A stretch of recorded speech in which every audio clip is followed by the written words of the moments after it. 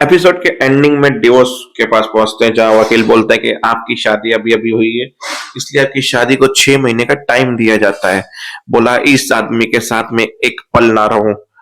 बोला वैसे भी आपकी शादी परफेक्टली रजिस्टर नहीं हुई है, तो शायद ही आपको फर्स्ट वीक में ही आपको वो मिल जाएगा अलग सेपरेट का। तो बस एक वीक वेट कीजिए, एक वीक में आपको आपका सेपरेशन मिल जाएगा।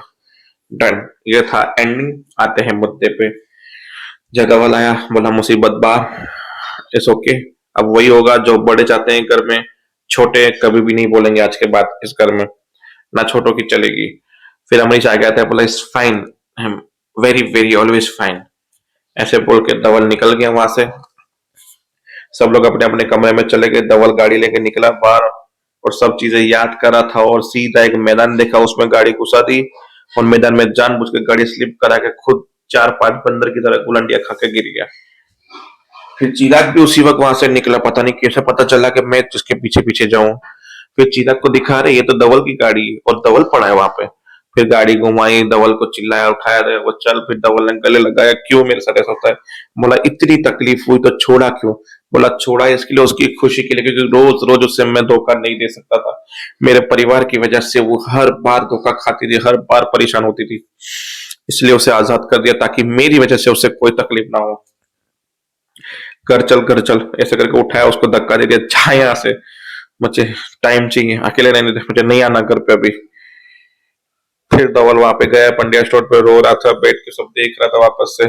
बोला अब मैं आपके ऊपर आज तक नहीं आने दूंगा, ये धवल मकवाना का वादा है आपसे।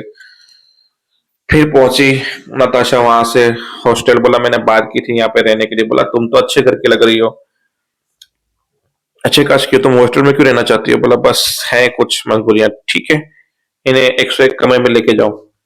फिर इसकी डिटेल निकलवाई तो पता चला ये मकवाना इसकी बहू है और पंड्यास की बेटी है। तो पंड्यास को फोन लगाया कि आपकी बेटी हॉस्टल में रहने आई है, हमारा फर्स्ट आपको बताने के लिए, आप देख लेना।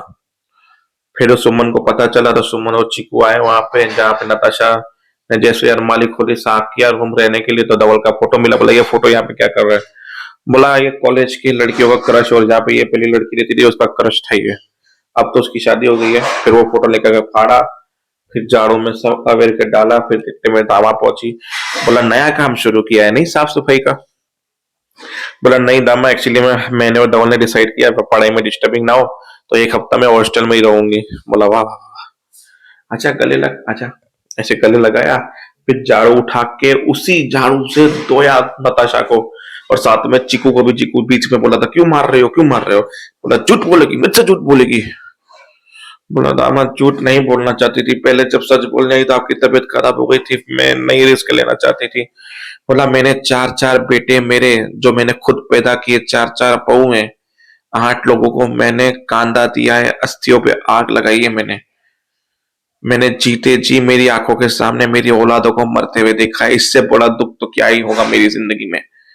दामा इमोशनल हो गई, नताशा इमोशनल को बताया कि ये सब लोगों ने ये किया। बोला चिंता मत कर, अब सब कुछ हम ठीक करेंगे। अब जाके इन मकवानास और धवल के खिलाफ कंप्लेन करेंगे पुलिस में, एफआईआर करेंगे और उनको जेल की सलाखों के पीछे ले जाएंगे। चिंता मत कर तुम। अब ये होगा कि नहीं होगा आई डोंट नो, वो पता चलेगा बाद में, एपिसोड उसी पे खत्म होता है। तो देखते हैं आगे होता क्या है। तब तक के लिए जय हिंद।